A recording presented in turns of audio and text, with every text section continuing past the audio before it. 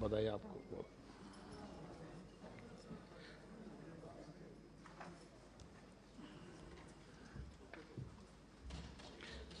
Question number 61 Shri Nakul के नाथ।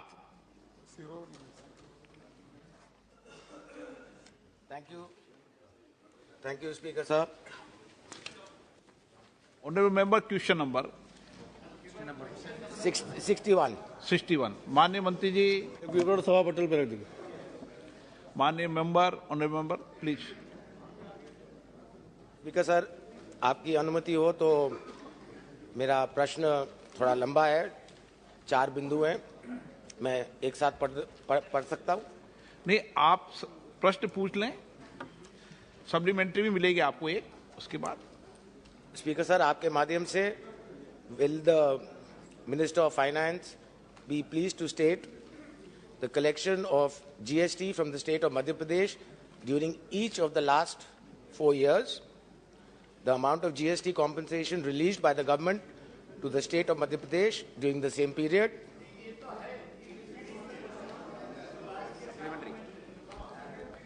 आप honourable member इससे सप्लीमेंट्री क्वेश्चन पूछ लें जो आप पूछना चाहते हैं।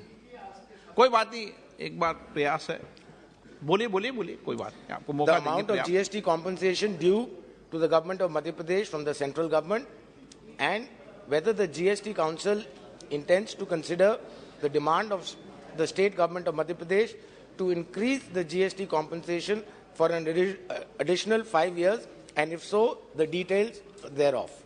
Thank you.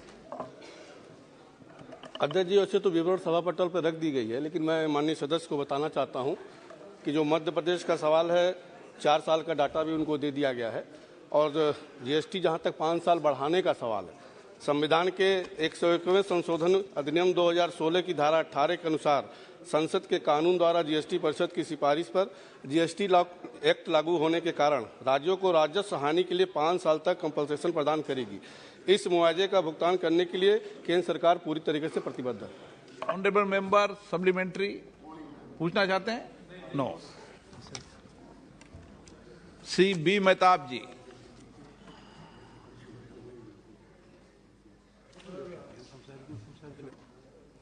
The last question of the question number 61 has not been answered or has been deliberately,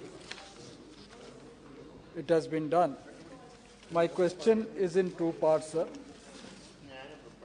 One is relating to GST compensation that is due to Odisha relating to 2021-22 and 22-23. I would say an amount of 3,251.53 crore for the year 21-22 and 22-23 is yet to be released in favor of Odisha towards GST compensation for the loss of revenue on account of implementation of GST. I would like to understand from the Honorable Finance Minister whether she is going to ensure payment of the balance GST compensation, as has been already decided in the Council that within every 2 months the money has to be released, which is yet to be released, though it was supposed to be released in the month of April. And I also like to understand, after completion of 5 years as per the constitutional provision, whether government is going to increase that providing compensation, which has been over by last June. Thank you. Thank you for giving me the permission to answer while the MOS was doing the responses. So in particular about the dues for Orissa, as of June, the provisional figure for Orissa is 528.95 crores, which is pending compensation. So the larger issue of the compensation pending, will we be giving it, I think has periodically been explained that for 5 years we were, since after the introduction, for 5 years the compensation was expected to be provided. which we are committed and we have been continuously doing. And if I were to put it in some kind of how much is spending, if I were to go by month, nearly the last month was June, till when the compensation had to be given. And of the June amount, nearly half of it is already paid. For the rest half, we're waiting for adequate collection to happen because it has to be given from the compensation cess collected, which goes into a public account from where they get given. So for June, that compensation which has to be paid, half of it has already been released, and no more amount was available for me to release the rest half. But otherwise, there's nothing that is pending for me to give in the sense of all that has been collected has been disbursed. But the GST compensation has already been extended till 26 to pay for the loans which were taken back to back being provided to the states in 2020 when the collections were not at all there. And that has to be repaid only from the cess payment because it's a loan taken to pay compensation cess. And in order to pay for that repayment, that is, for that loan taken and for the interest, therefore, to service it, the extension for the period of 5 years, but for the borrowed amount, it has been extended till 26 already. The other explanation which may apply to some states and which may not apply to some other states is if states have not sent us the Accountant General approved statements of this is it, the state has to get this much of compensation, has to be authorized by the respective state's Accountant General, AGs. If there is a delay in the AG certified claims from the state, obviously that will be still pending. So if the AG certificate comes along with a claim from the state, that moment that money will also get released. So I want to say from our side, we are up to date. As regards as much money that is there for me to distribute, we've distributed. And we are up to date again for all the claims which have come from states approved by their respective AGs, we've paid. And if AGs have not cleared or it's pending, I would request state governments to kindly expedite that. I'm willing to clear it the moment I get it.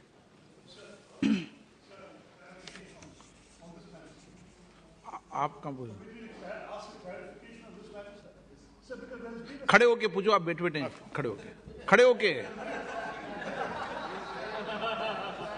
Thank you very much, Mr. Speaker. That's gracious of you. The Finance Minister has made an interesting statement because we heard last week from Kerala Finance Minister that Kerala is yet to receive 4,466.89 crores as goods and services tax compensation since the 2017-18 fiscal year. And they claim that according to their audited calculations, there's a shortfall in 5 of the last 6 years, except, I gather, for 1 year, last year, 1920 fiscal, when you actually paid a bit of an excess. The rest, according to their calculations, has fallen short. I gather the Finance Minister came to see you. Would you clarify for us and for the House what the exact position is with regard to the GST compensation for Kerala? Sir, again, as of June, for Kerala, it is 780.49 crores only. 780.4916, if you want fourth decimal as well. Yes, the Kerala Finance Minister met me. He has given me some details of the claims.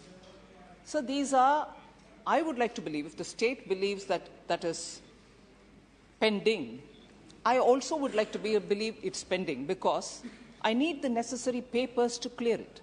The moment, sir, Honourable Speaker, the papers reach me of that certification which is required, even if there is a contention between the centre and state, it has to be sorted out. Until then, it's pending from both sides.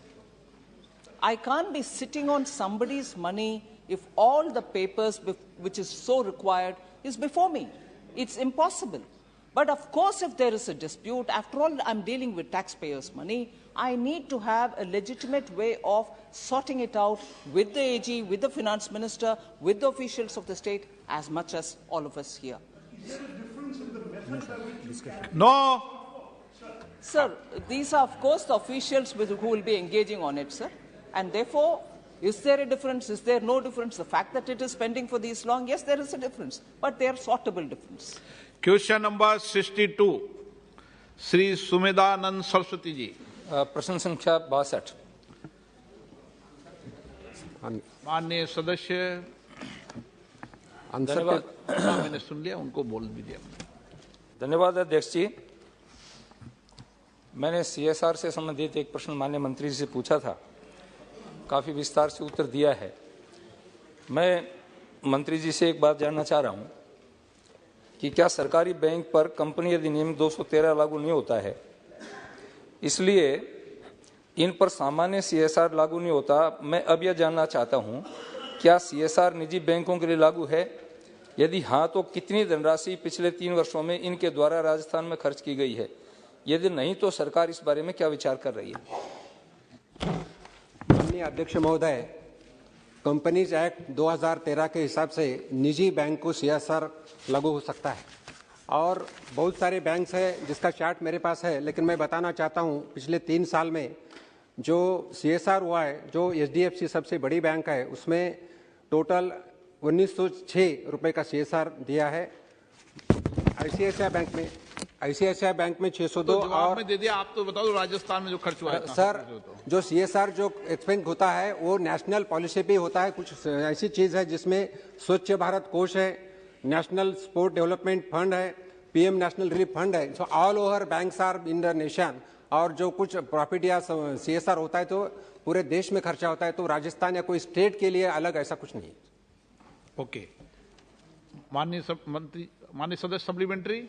Ji sir, दूसरा मेरा ये निवेदन था कि मैं माननीय मंत्री जी से जानना चाह रहा हूं कि पिछले 3 वर्षों में सीकर सहित राजस्थान में कितनी धनराशि सरकारी कंपनियों द्वारा CSR के तहत खर्च की गई? दे दिया ना माननीय मंत्री जी ने जवाब कि हम देश में सोचते हैं, राज्यों के बारे में सूचना नहीं है। मैं सरकारी कंपनियों की बात कर रहा हूं, बैंकों से। पहला प्रश्न बैंकों से संबंधित था।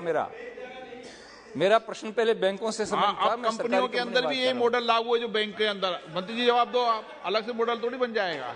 सर, ये तो same model is applied for the public sector units also. और ये बैंकों, आप तो बताओ कि बैंकों के और दूसरी कंपनियों में अलग अलग है क्या मॉडल? ऐसा नहीं। एक माननीय मंत्री जवाब देंगे। Just for the sake of clarity, sir, corporate social responsibility is a part of the Companies Act, and every institution which is registered as a company will come under corporate social responsibility.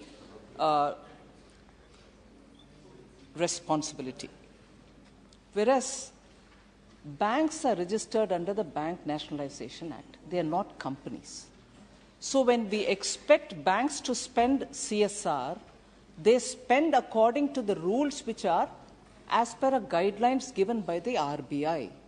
Strictly the Companies Act CSR,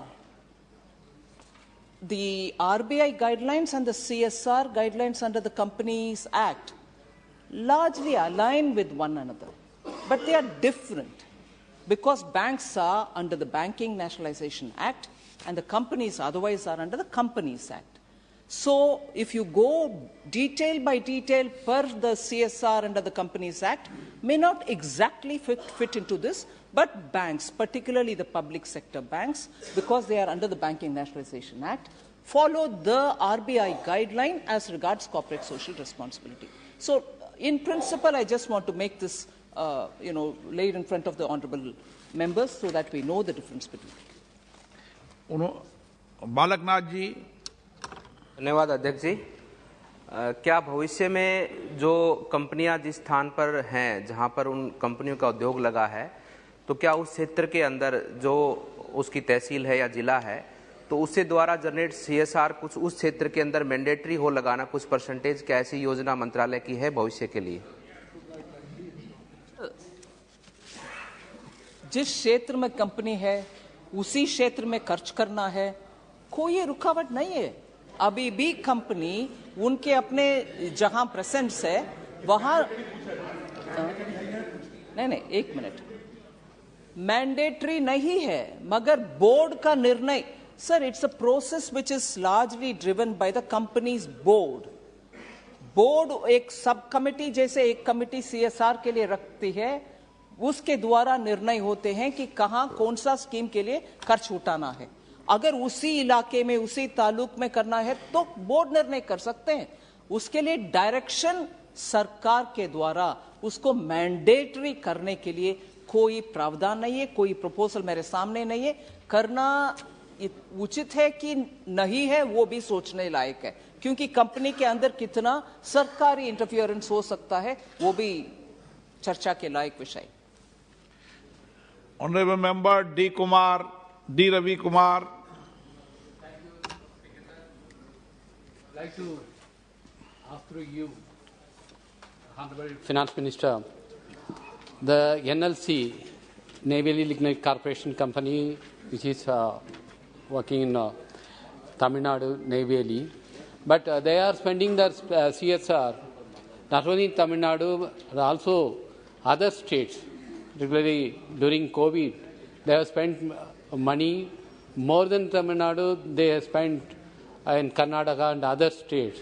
Is there any specific guideline to restrict the spending of CSR in a particular state where the company is working, where the industry is working? Sir, the answer given to the earlier question will be applicable. There is nothing which restricts anybody. At the same time, nothing which tells them you have to do it this way or that way, because the company's board takes the call. Gopal Shetty ji. महोदय जी, मंत्री महोदय ने जो उत्तर दिया है वो जो नियम बने हैं उसके मुताबिक दिया है, मैं उनका स्वागत करता हूं, लेकिन इस सभागृह नियम में बदलाव करने के लिए है, ऐसा मुझे लगता है। इसलिए मैं चाहूंगा कि जो CSR फंड का जो अमाउंट है उसमें से 1% गवर्नमेंट के जो स्कीम है उसमें जाए, बाकी के 1% उस राज्य में खर्चा किया, जिस प्रकार की एक मांग है।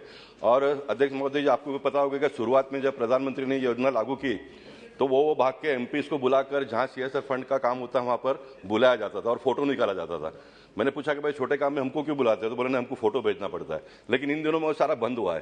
तो मैं मंत्री महोदय से निवेदन करूंगा कि मेंबर ऑफ पार्लियामेंट के सम्मान जो गरिमा है उसको बरकरार रखने के लिए कोई नियम में आने वाले दिनों में बदलाव करेंगे क्या? सुझाव है सर। क्वेश्चन नंबर 63, श्रीमती समिष्टा सेठी। Question number 63. माननीय मंत्री जी। Answer of this statement is laid on the table of the House. Honorable member.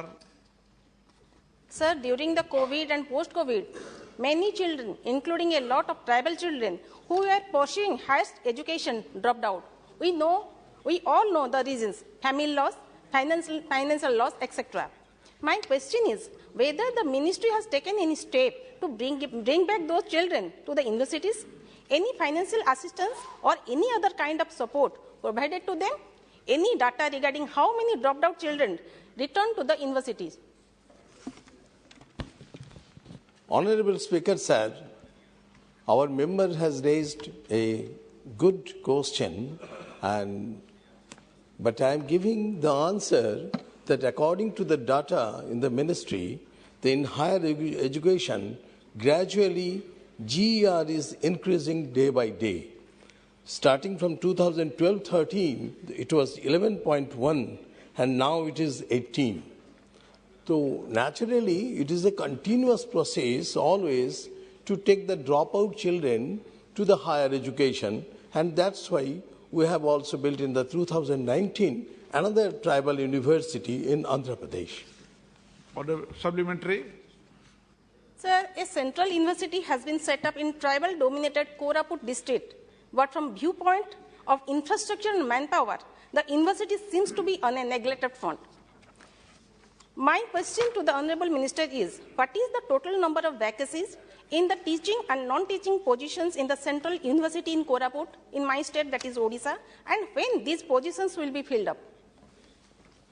Honorable Speaker, sir, The whole question is on the tribal university. And Koraput is not the tribal university. We have the detailed data on tribal university. If member comes and meet with me, I will tell him. सारे कुछ चीजों को सारे तो है ही पूरी complete yes sir माननीय मंत्री जी देंगे जवाब ऑनरेबल स्पीकर साहब सदन में जनरली सब चीजों का जवाब देते की कोशिश कर आदरणीय सदस्य ने आपकी अपने राज्य के बारे में पूछी है ये बात सही है लंबे समय तक कोरापुट सेंट्रल यूनिवर्सिटी की जो इंफ्रास्ट्रक्चर ग्रोथ होनी चाहिए वो कई कारणों से नहीं हो पाई है इस बात को मैं स्वीकार भी करता हूं इन दिनों में वहां एक लंबे अरसे के बाद एक स्थायी वीसी की भी नियुक्ति हुई है कोरापुट समेत देश की सारे सेंट्रल यूनिवर्सिटी और centrally funded higher education institutes में वैकेंसी लगभग 30% प्लस है उसको समाप्त करने के लिए सरकार की अभी योजना है एक साल के अंदर 10 लाख नियुक्ति देने में उसमें शिक्षा विभाग की बहुत बड़ी कंट्रीब्यूशन होने वाला है पिछले साल में 2000 नए professor associate professor assistant professor की नियुक्ति हुई है उसमें भी सेंट्रल यूनिवर्सिटी कोरापुट की है तथा देश की अन्य सेंट्रल यूनिवर्सिटी आईआईटीज एनआईटीज की भी है engineer Guman Singh Damor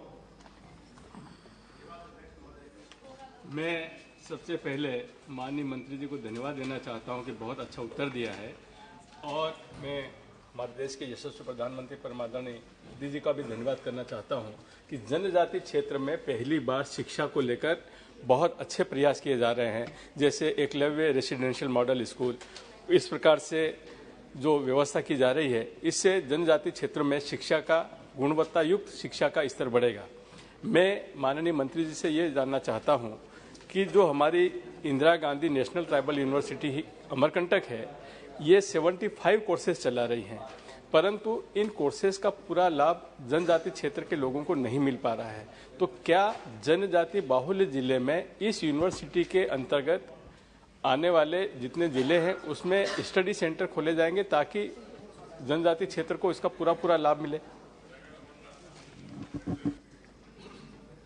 honourable speaker sir जो हमारी जो ट्राइबल यूनिवर्सिटी है ये ट्राइबल यूनिवर्सिटी के जो मिशन है उसको विजन वो सारे जो ट्राइबल बच्चे को अच्छे से उनको एक्सेस हो और उनको क्वालिटी एजुकेशन हो इसके कारण ये बना है और उनके साथ साथ वहाँ के जो ट्राइबल आर्ट कल्चर मेडिसिन इसके बारे में सारी चर्चा हो इसके कारण ये बना है और इसमें ट्राइबल स्टूडेंट्स भी पढ़ते हैं और गांव के बच्चे भी वो ट्राइबल यूनिवर्सिटी में आते हैं ये सारे पढ़ाई होता है और इसके साथ साथ जब जब जरूरत हो तो उसी समय ट्राइबल यूनिवर्सिटी को जो मध्य प्रदेश के जो ट्राइबल यूनिवर्सिटी है उसका कैंपस भी खुला जाता है thank you honourable member TR. Paarivendhar Honorable Speaker, sir. Tamil Nadu has 7.21 lakh tribal population as per 2011 census. To promote higher education and to preserve the culture and tradition of the tribal communities, whether the Ministry of Education has any plan to start Central Tribal University in the state of Tamil Nadu, particularly in Vachamalai tribal area in my Perambalur constituency. If so, the details thereof. Thank you. Honorable Speaker, sir, I would like to inform Honorable Member through you that our government is very much dedicated to the development of tribal populations in all round, even in the education also. That's why we know, with the visionary leader of our Honorable Prime Minister, India has made a tribal teacher, lady teacher to our Mahamuhim Rashtrapati. All over the world it is being praised. And setting up of a central university is also a continuous process and is set up as and when need arises. And at present, there is no proposal from any state. देखने वाले बात है कि Indira Gandhi national tribal university service की है, एक बार उनको नाम तो कीजिए, शुरू किसने की थी? अजीब सी बात है। डॉक्टर मोहम्मद जावेद, आपकी जवाब में देखो। बहुत बहुत शुक्रिया सर। मैं सीमांचल से आता हूं, जहां सबसे डिप्राइव्ड एरिया है एजुकेशनली भी, और इसको देखते हुए मैम यूपीए की गवर्नमेंट ने वहां पे एक शाखा दिया था अलीगढ़ मुस्लिम यूनिवर्सिटी का, और हमारी यूपीए चेयरपर्सन सोनिया गांधी जी ने उसका शिलान्यास रखा था 2014 में जनवरी में सर, और उससे कबल 136 करोड़ रुपया सैंक्शन किया था उन्होंने, जिसमें से सिर्फ 10 करोड़ दिया गया सर। आप जानते ही, आपने मेरी पैरवी भी की थी फाइनेंस मिनिस्टर साहिबा से। उसके बाद कई मरतबा एएमयू सेंटर के लिए फंड मांगा गया। लास्ट 24 मार्च 22 को 354 करोड़ मांगा गया सर, जिसमें से अभी तक कुछ भी नहीं मिला। उसके साथ साथ 2021 सितंबर में UGC sanction 29 teaching and 19 non teaching staff की मांग की थी, जो अभी तक नहीं दिया गया, और जिसके वजह से पढ़ाई नहीं हो पा रही है। ये सरकार सर जितनी लीडरशिप है बीजेपी के पिछले कुछ महीनों से पासमानदा मुस्लिम्स की बात करती है। हमारा पूरा सीमांचल सर पासमानदा है। तो मैं आदरणीय आपके माध्यम से मंत्री जी से ये जानना चाहता हूं कि ये टीचिंग नॉन टीचिंग स्टाफ कब तक देंगे, और ये जो 354 करोड़ एएमयू किशनगंज के लिए मिलना था वो कब तक देंगे? बहुत बहुत शुक्रिया सर। आप मंत्री जी नहीं हो भाई, माननीय मंत्री जी। आप पासमानदा झूठ बोल रहे हैं।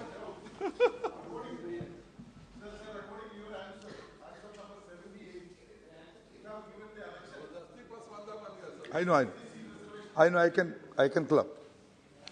आदरणीय स्पीकर महोदय, आपने भी कई बार कहा है, और जावेद जी हमारे मित्र हैं, कई बार मिले हैं। एएमयू एक ऑटोनोमस इंस्टीट्यूट है। एएमयू की 2 शाखा, जिसके बारे में हमारी केरल की आदरणीय सदस्य भी कई बार उठाते हैं। आप एलओपी हो, प्लीज। इन दिनों में थोड़ा दादा कुछ अनबन हुई है क्या मैडम से? हुई है। मैं आपको जावेद भाई और मेरा जो प्लीज मैडम देख लिया, बैठो। आपको दिखाना चाहते हैं, आप बड़े आदमी हो, आप मेंबर प्लीज, मंत्री जी, माननीय मंत्री सदन की वरिष्ठ सदस्य हो। आपने सही कहा, मुर्शिदाबाद और मालापुरम ये 2 जगह पे एएमयू की प्रक्रिया तहत through the proper process 2 extended campus खोला गया है। जब जावेद भाई बार बार हमको मिलते हैं, मैं एक बार उस सारे फाइल को पढ़ा कि भाई जावेद जी सीमांचल से आते हैं, उनकी आग्रह वाजिब है, थोड़ा उसको समझा जाए। सर, मैं जिम्मेवारी के साथ इस सदन को आपके माध्यम से अवगत करना चाहता हूं, जिन्होंने भी 2010 में एएमयू के बारे में सपना दिखाया, अधूरा सपना दिखाया, कोई प्रोसेस्ड प्रक्रिया एएमयू की सीमांचल की कैंपस के बारे में, किशनगंज के कैंपस के बारे में नहीं मिल रहा है। ये बेसिक प्रोसेस है, जिसके कारण हम चाहते हुए भी, हम एएमयू ऑटोनोमस बॉडी, हम उसको एक लमसम ग्रांट इधर से देते हैं, और हम आग्रह रखते हैं जैसे जैसे सदस्य मिलते हैं कि भाई इनको थोड़ा आगे, इनकी भी चिंता करो। लेकिन एएमयू सीमांचल के बारे में, और मैं इलाका को घुमा हूं, मैं जानता हूं उस इलाका की आवश्यकता के बारे में। शिक्षा यद्यपि एक राज्य सरकार की विषय है, फिर भी सेंट्रल इंस्टीट्यूट्स की भी एक रोल है, हम चाहते हैं। लेकिन 2010 में सीमांचल में असत्य बात कही गई, बातों को अधूरी रखी गई, आधे मन से करने के कारण उसको आज हम मदद एएमयू जो एक ऑटोनोमस बॉडी है उसको करने में दिक्कत हो रही है। असत्यवाद की बात आप करते हैं, असत्यवाद क्या होता है सर? 2010 यूपीए सरकार, ऑनरेबल मेंबर प्लीज, आप तो साचार कमेटी रिपोर्ट, इनका रिकॉर्ड में नहीं हो रहा, आप जवाब दीजिए। साचार कमेटी रिपोर्ट आपको चेयर ने परमिशन नहीं दिया। अधूरा सपना का है, असत्य की बात करते हैं, असत्य अधूरा सपना, अधूरा सपना, असत्य नहीं बोले, नहीं मैं असत्य बोला। जिन्होंने भी संतोष बाबू, जिन्होंने भी 2010 में हमने एएमयू का एक शाखा किशनगंज में खोलने की बात कही है, वो असत्य बात कही है। मैं जिम्मेवारी के साथ कह रहा हूं, क्योंकि पूरा जो प्रोसेस एक यूनिवर्सिटी, हमें आपत्ति नहीं, मुर्शिदाबाद में खोला हमें आपत्ति नहीं है, हमारे मालापुरम में खोला हम आपत्ति नहीं कर रहे हैं, लेकिन अगर इनको राजनीति करना है, लोगों को गुमराह करना है, सर अध्यक्ष महोदय मैं क्षमा चाहूंगा, इस प्रकार की बातों की कोई अंत नहीं है। Question number 64 Shri Hemant Tukaram Godse. Question number 64। Question number 64। माननीय मंत्री जी। Sir, statement is laid on the table of the House. माननीय सदस्य। Thank you, Honorable Speaker, sir. In skill development sector, compared to urban area, the number of RPL is quite low in rural area, which affects the rural economy and also migration from the rural to urban area. For example, in rural area, if any candidate gets trained in mobile repair sector or any other sector, he would start his business, and indirectly the effect goes to rural economy and will help to stop the migration. So Speaker sir, through you I want to ask Honorable Minister whether government is planning for upgrading the skills of workers in organized sectors at Gram Panchayat level, which will improve rural economy and stop migrations. Honorable Speaker, sir, the member has asked an important question, but I would like to respond a little comprehensively. Sir, the RPL is part of the Prime Minister Kaushal Vikas Yojana. It is part of our short-term training program. And the RPL has been made necessary, sir, because when our government came into effect in 2014, the government had to inherit a large pool of unskilled workforce in the informal sector. The numbers were estimated to be in 2014-15 to be over 30 crore in our workforce that were unskilled. This is the legacy that this government had to deal with. And in addition, sir, 1.6 crores of age 15 and above were joining the workforce as unskilled every year. In that process, we have over the years skilled over 1.4 crore in the short-term programs, of which 54 lakhs have been in the RPL.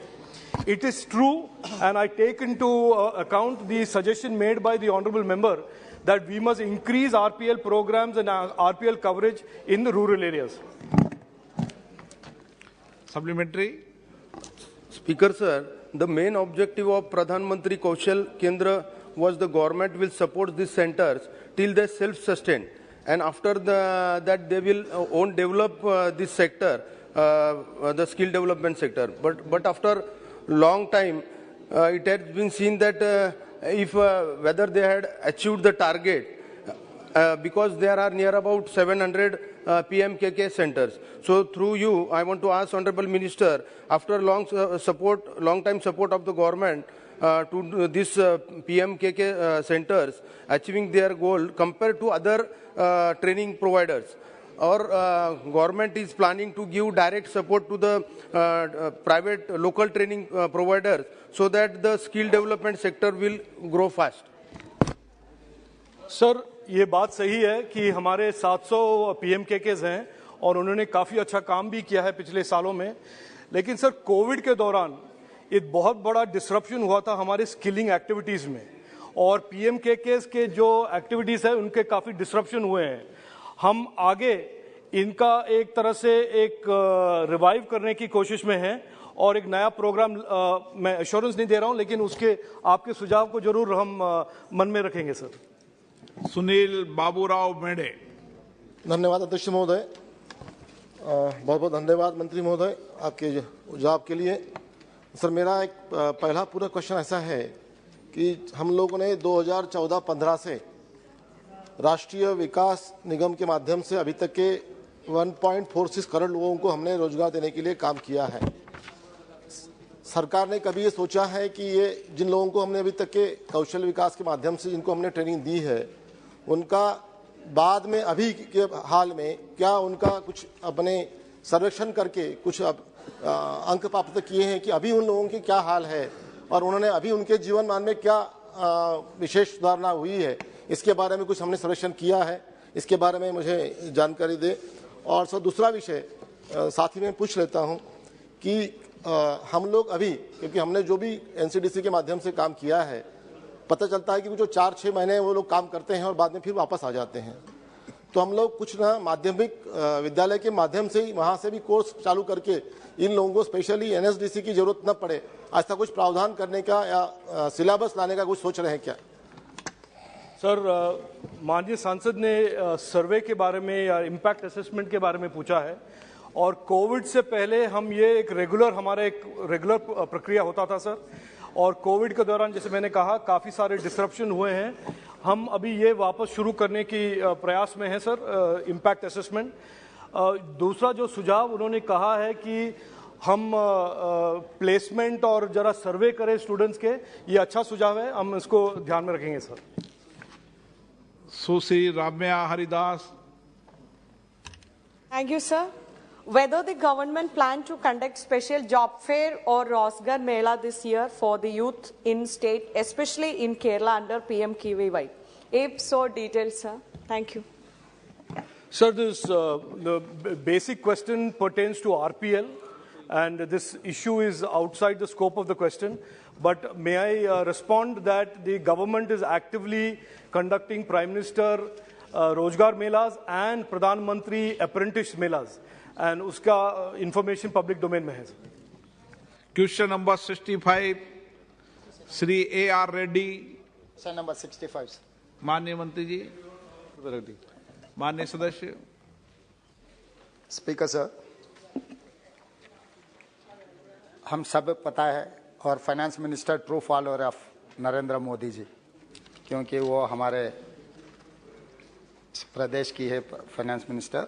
I wanted to remember one statement which is made by Narendra Modi ji जब मुख्यमंत्री था, जब dollar value रुपए में 66 रुपए था, तब नरेंद्र मोदी जी। प्रश्न पूछिए सर सर सर सर, वो यही प्रश्न है सर। हाँ, वही प्रश्न, मैं और नरेंद्र मोदी जी दोनों एक ही प्रश्न पूछना चाह रहे हैं सर, वही प्रश्न मैं पूछ रहा हूँ सर, मुझे मौका दीजिए बस। आप तो आपका प्रश्न पूछिए। सर मैं, हमारा प्राइम मिनिस्टर है sir, I can coat, I can follow his direction for the economy. Please sir, रुपया आईसीयू में पड़ा है। देश का दुर्भाग्य है कि दिल्ली सरकार ने ना देश को रक्षा की चिंता है। आपका प्रश्न है क्या? सर आप यही प्रश्न है सर, यही प्रश्न है सर। आप किसी प्रश्न, स्पीकर सर आप इंटरप्शन मत कर सकते सर। बैठिए, आप एक मिनट बैठिए, 1 मिनट बैठिए।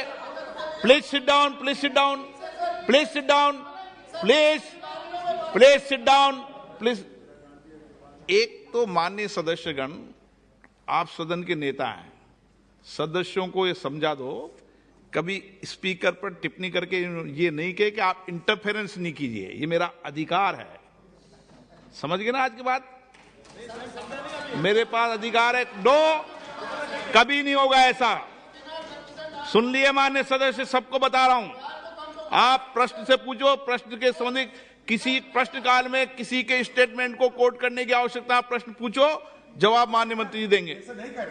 हिंदी थोड़ा कमजोरी है। ना आप मुझे मौका दो, आपसे मौका मांग रहे हैं सर। हिंदी में बोले थे, इंग्लिश में भी नहीं बोले। मौका मांग रहे हैं सर, मौका मांगने का समय ऑन रिकॉर्ड है। मौका सर बोले। हाँ पूछो, आपका अधिकार है, सबको मौका देता हूं मैं। स्पीकर सर, मैं आपका मेंबर हूं, मुझे कुछ दिक्कत हो गए तो मुझे रक्षा करने का आपका पूरी रक्षा करेंगे, रिस्पॉन्सिबिलिटी है, पूरी रक्षा करेंगे। क्योंकि मैं छोटे गांव से चुनकर इतना दूर आया, आपके ऊपर बहुत उम्मीद लेकर आए हम, तो हमें रक्षा करना आपका जिम्मेदारी है सर।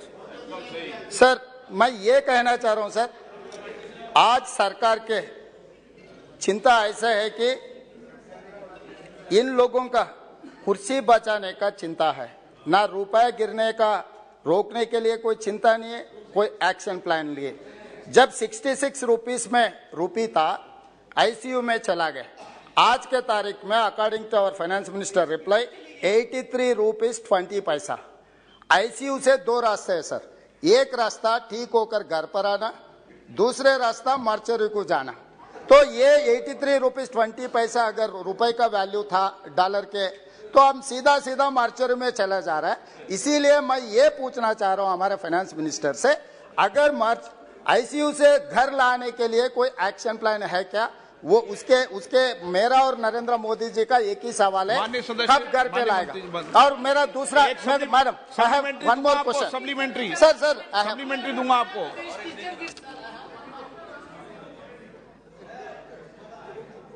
माननीय सदस्य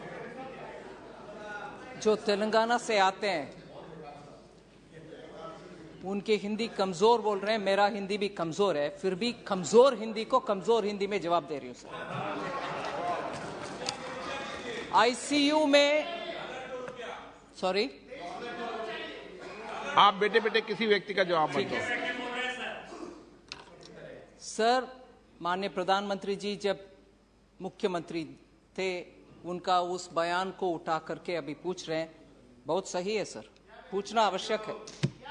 नहीं, ये तो मैं तय करूंगा मंत्री जी, आप नहीं तय करोगे क्या पूछना है सर। इस तरीके का पूछने का जवाब उसको पूछना नहीं पूछना है तो मैं तय करूंगा। वो सही बात है सर। हाँ। मगर अगर वो कोटेशन के साथ उस जमाने के इकोनॉमी के बाकी सब इंडिकेटर्स को भी याद दिलाते, आईसीयू इकोनॉमी पूरे आईसीयू में थे, पूरे इकोनॉमी आईसीयू में थे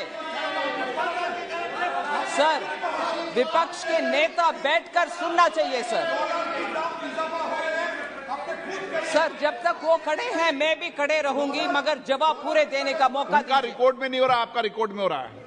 पूरे इकोनॉमी, सिर्फ डॉलर, सिर्फ रुपी नहीं, पूरे इकोनॉमी तब आईसीयू में थी। पूरे दुनिया भारत को फ्रेजाइल 5 में रखा गया था और उस समय हमारे फॉरेन एक्सचेंज रिजर्व बिल्कुल नीचे था। बहुत सारे लोगों को इसमें दिक्कत है सर। आज पैंडेमिक हो, उसके बाद भी रशिया यूक्रेन वॉर हो, उसके बाद भी हमारे इकोनॉमी फास्टेस्ट ग्रोइंग इकोनॉमी है। और मैं आज भी कह रही हूं, रुपया के विषय कितने लोग को अंदर से ऐसे जलन हो रही है। प्लीज बैठिए, आप बैठिए। माननीय सदस्य प्लीज, आपके मेंबर का जवाब नहीं सुनना है आपको। अगर आप आपके मेंबर का जवाब नहीं सुनो, मैं आगे क्रॉस बुला दूंगा। प्लीज आप सर, इस सदन में दुख की बात है कि हमारे सदस्यगण भी हमारे विदेश में अगर हमारे दुश्मन कोई है, उन जैसे अगर हमारी इकोनॉमी अच्छा चलता है और अच्छे फास्टेस्ट ग्रोइंग इकोनॉमी है, फिर भी उसके ऊपर जलन से बात करने वाले लोग इधर है, वो दुख की बात है। क्योंकि जब देश अच्छा आगे बढ़ रहा है, सब उसमें गर्व लेना चाहिए, ना कि मजाक उड़ाना। ये मजाक उड़ाने की बात है सर। फास्टेस्ट ग्रोइंग इकोनॉमी और डॉलर, पूरे डॉलर विदेश में स्ट्रांग हो रही है। सिर्फ इकोनॉमी भारत का उसके खिलाफ खड़े हो रहे हैं, उसको आनंद लेना चाहिए, ना कि ऐसे मजाक की बात। शर्म होना चाहिए सर। Please supplementary. माननीय सदस्य, आपको कोई तकलीफ है क्या? आपने प्रश्न पूछा गया। स्पीकर सर, ये प्रश्नकाल है। माननीय सदस्य, मैं आपको लास्ट वार्निंग दे रहा हूं, प्रश्नकाल में बीच में नहीं उठे। स्पीकर सर, माननीय सदस्य का प्रश्न है। फाइनेंस मिनिस्टर जी ने मेरा लैंग्वेज के बारे में कुछ कमेंट किए, ये ठीक नहीं है, क्योंकि मैं शूद्र हूँ, मेरे को स्वच्छ हिंदी नहीं आता होगा, वो ब्राह्मणवादी होगा, उनके लिए लैंग्वेज अच्छा होगा, कोई प्रॉब्लम नहीं है। ऐसे थोड़ी यहाँ पर चर्चा हो रहा है, हाउस का अर्थशास्त्र के बारे में चर्चा हो रही है। मैं ये याद दिलाना चाह रहा हूँ सर, 1947 से लेकर ये कैसे बात कर रहे, ठीक बात नहीं कर रही है। अपना लोन्स का है सर 55,87,149 करोड़ सर। 8 साल में नरेंद्र मोदी जी सरकार ने इतना बारोइंग किए 18,744 करोड़। तो ये सरकार ने 67 इयर्स जितने भी सरकार आए थे सब लोग मिलकर 55 लाख करोड़ बारोइंग किए, तो ये नरेंद्र मोदी जी सरकार ने 80 लाख प्लस करोड़ बारोइंग किए। हर साल 10 लाख करोड़ रुपए आप उधार मांगकर जी रहा है। इस देश को पूरा सर्वनाश सत्यानाश कर दिया ये सरकार। इसीलिए मैं ये पूछना चाह रहा हूँ सर, ये सरकार से अगर रुपए ताकत करना है तो आप फॉरेन इंस्टीट्यूशनल इन्वेस्टर्स को देखना है। इसमें आपका एक्शन प्लान क्या है? पिछले 12 साल में जितना इन्वेस्टमेंट्स आया था हिंदुस्तान में 2022 5 महीने में उससे ज्यादा लिक्विडेट कर लेके वापस चला गया। ये सरकार के ऊपर फॉरेन इन्वेस्टर्स को भरोसा चले गया, इंडियन इन्वेस्टर्स का भी भरोसा चले गया। इसीलिए मैं ये पूछना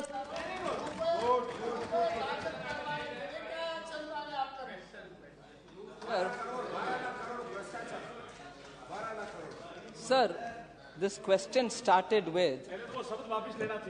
हाँ ले लिया।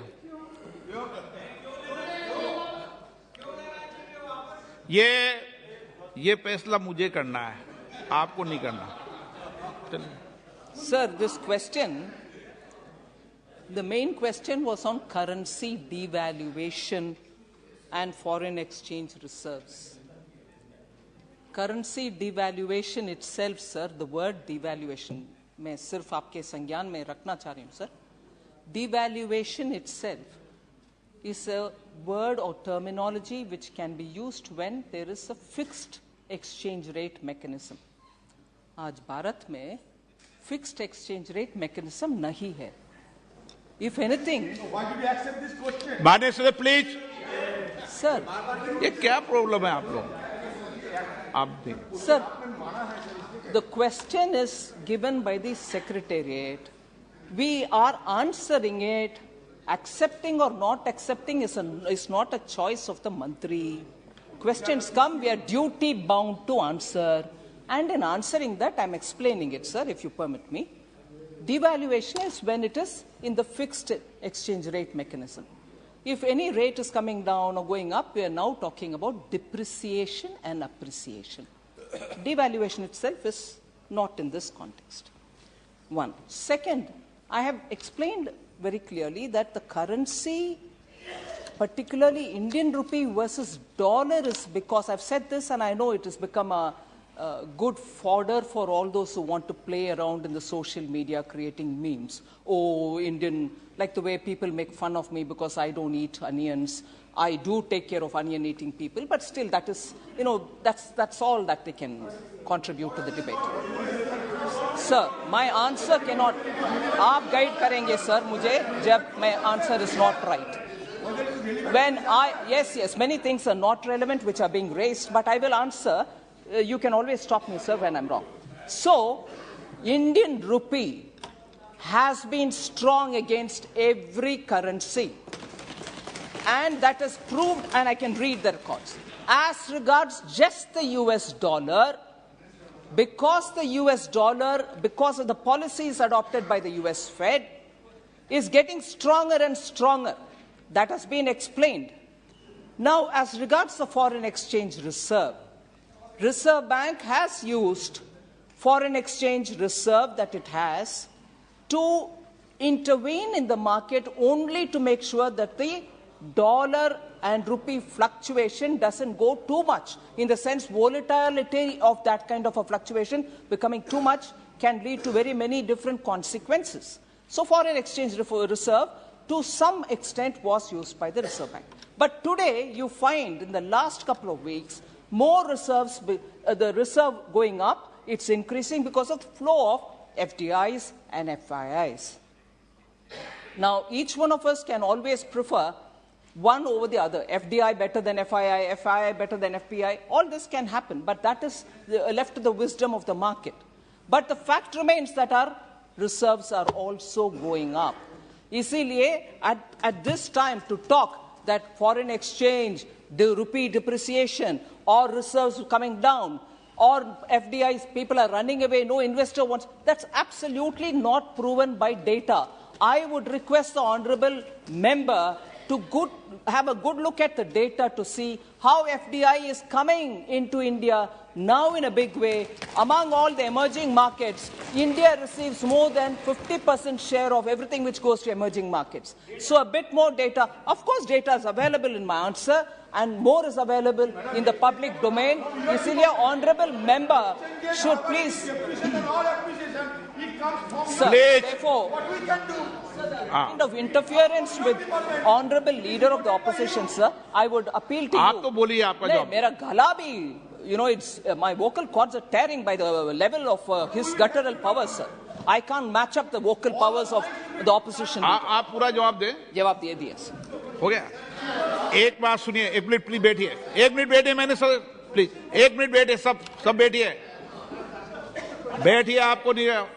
माननीय सदस्यगण, मैं पुनः आपसे आग्रह करता हूं, ये प्रश्नकाल है और माननीय सदस्य ने कहा कि मैं इस जाति से आता हूं, इस धर्म से आता हूं. ये सदन के अंदर आप वरिष्ठ सदस्य हैं, न यहाँ जाति के आधार पर न यहाँ धर्म के आधार पर चुनकर आते हैं, देश की जनता चुनकर आती है. कभी भी ऐसे शब्दों का यूज सदन में नहीं ले कोई भी, नहीं तो मुझे ऐसे सदस्य के खिलाफ कार्रवाई भी करनी पड़ेगी. रिकॉर्ड बोल रहा हूं मैं. प्लीज बैठिए और आप अपनी भाषा पर बोलते समय कम से कम धर्म और जाति के आधार पर सदन में चर्चा कभी नहीं करेंगे. प्लीज बैठिए. माननीय सदस्य, आपको समस्या है क्या? आप अगर बार उठोगे तो मैं बाहर निकाल दूंगा सदन से आपको.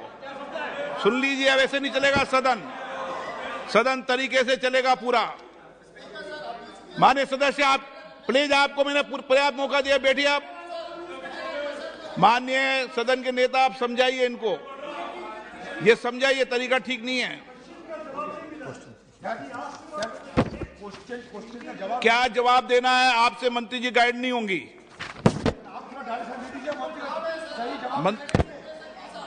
Question number 66.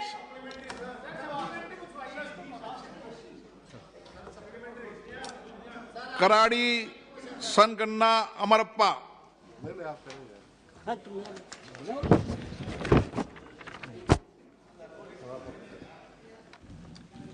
उमेश जी जादव.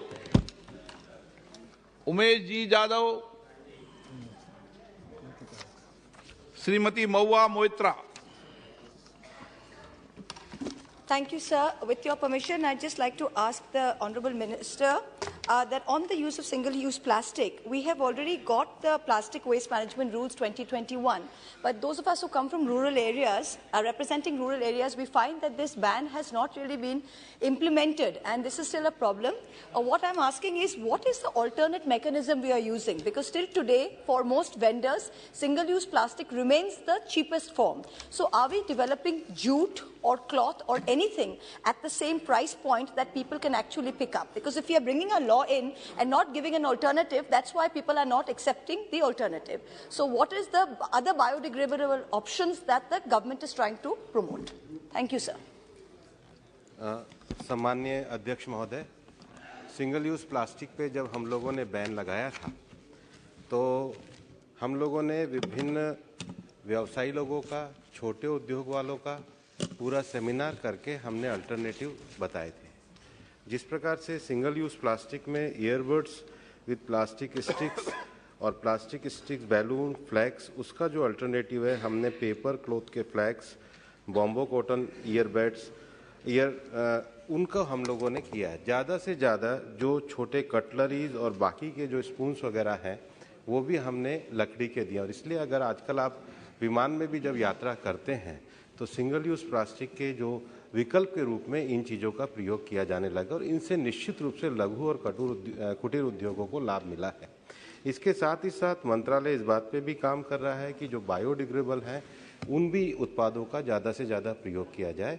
और हम लोगों ने सिंगल यूज़ प्लास्टिक में जो जिन चीज़ों को बंद किया है उसके अतिरिक्त जो छोटी प्लास्टिक की जो थैली आती है वो 75 माइक्रो तक हम लोगों ने 30 सितंबर तक करी और अब दिसंबर के बाद 125 की जो माइक्रो वो जो उसकी लेंथ की जो प्लास्टिक की थैली है वो भी बंद होगी।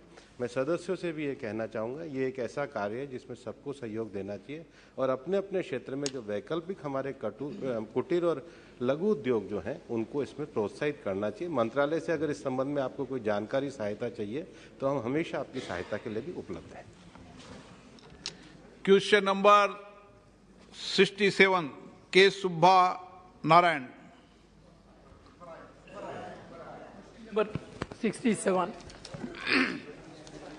टेबल पे रखा है। Honourable member supplementary. Speaker sir, I would like to raise my supplementary question in Tamil. Sir, only union government பல்வேறு பெருநிறுவனங்களுக்கு லட்சக்கணக்கான ரூபாய்களை ரத்து செய்திருக்கிறது, ரைட் ஆஃப் செய்திருக்கிறது. ஆனால் வெறும் 0.82% மட்டும் இருக்கக்கூடிய படிப்பு ஹையர் எஜுகேஷனுக்காக லோன் வாங்கியவர்கள் 0.82% என்று இருக்கிற நிலையில் கார்ப்பரேட் கம்பெனிகளுக்கு சலுகை காட்டுவதில் அக்கறை செலுத்துகிற ஒன்றிய அரசு ஏன் ஏழை எளிய உயர் படிப்பு படிக்க சொந்தத்தில் பண வசதி இல்லாதவர்கள் வங்கியில் கடன் வாங்கிய நிலையில் அதற்கு அவர்கள் ரத்து செய்ய வேண்டும் என்ற கோரிக்கையை மாண்புமிகு நிதியமைச்சர் அவர்கள் நிராகரித்திருக்கிறார்கள். எனவே என்னுடைய ஒரே ஒரு கேள்வி, ஒன்றிய அரசு இந்தியாவில் உயர்கல்விக்காக லோன் வாங்கியுள்ள கடன்களை ரத்து செய்ய முன்வருமா என்று அறிய விரும்புகிறேன். आदरणीय माननीय अध्यक्ष महोदय, एजुकेशन लोन और Tamil sir, if you permit me. பெரிய கம்பெனிகளுக்கு இங்க ரத்து செய்யல, பெரிய கம்பெனிகளுக்கு ரத்து செய்யல. ரைட் ஆஃப் என்பது வேற, ரத்து செய்வது என்பது வேற. அதை புரிஞ்சுக்கணும். நம்ம இங்க யாருக்கும் ரைட் ஆஃப் செய்யலைங்க. ஒன்னு. ரெண்டாவது, ரைட் ஆஃப் என்பிஏ இருந்து ரைட் ஆஃப் பண்ணப்பட்டவங்களுடைய செக்யூரிட்டிஸ், அவங்க பேங்க்ல கொடுத்திருக்கக்கூடிய ஆதார பத்திரங்கள் எல்லாத்தையும் கூட நாங்க பேசிஸா வச்சுட்டு அவங்க கிட்ட இருந்து பணம் வசூல் பண்ணிட்டு இருக்கோம். அதை திரும்பி பேங்க்கு கொடுத்துட்டு தான் இருக்கோம். ஒன்னு. ரெண்டாவது, எஜுகேஷன் லோன் எடுத்திருக்கவங்களுக்கு அந்த மாதிரி பண்ணாதீங்க அப்படின்னு சொல்றது ஒண்ணு. ஆனா இவங்க பணத்தை அவங்க கிட்ட கொடுத்த மாதிரி ஒரு விதமான நோக்கத்துடன், உள்நோக்கத்துடன் பேசுறது சரியானது கிடையாதுன்னு உங்ககிட்ட ரொம்ப தாழ்மையுடன் முன்வைக்க விரும்புறேன். மூணாவது, அவர் எஜுகேஷன் லோனுக்கு இப்படி பண்ணுங்கன்னு சொல்றது ஒரு சஜஷன் அவனை சொல்லாமே தவிர, இன்னைக்கு எஜுகேஷன் லோன்ல கொடுக்க வேண்டிய பணத்தை அவங்க கிட்ட இருந்து புடுங்கிட்டு பெரிய கம்பெனிக்கு நாங்க கொடுக்கறதா சொல்றது ஒரு உள்நோக்கத்துடன் பேசக்கூடிய ஒரு கேள்வி. சார், நான் பதில் சொல்றதுக்கு முன்னாடி ரன்னிங் காமெண்ட்ரி கொடுத்துட்டு இருந்தா நீங்க கொஞ்சம் தயவு பண்ணி அதை நிறுத்தணும். நாங்க அதனால யாருக்கும் ரைட் ஆஃப் பண்ணல. ரைட் ஆஃப் அப்படிங்கிறது அவங்க பணத்தை நாங்க முழுமையா நாங்க எங்க மேல நஷ்டமா எடுத்துட்டு மாதிரி சொல்றது தப்பு. प्रश्नकाल समाप्त।